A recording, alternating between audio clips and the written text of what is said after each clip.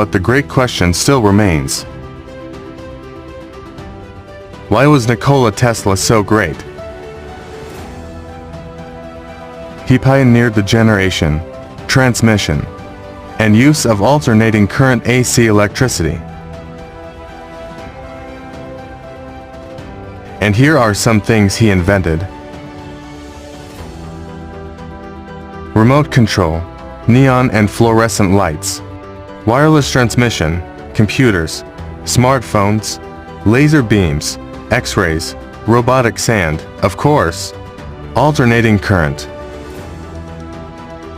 So, Nikola Tesla died at the age of 86 years. In 1917, he started showing symptoms of OCD. He usually wears white gloves, and really shook hand because of aggressive germophobia.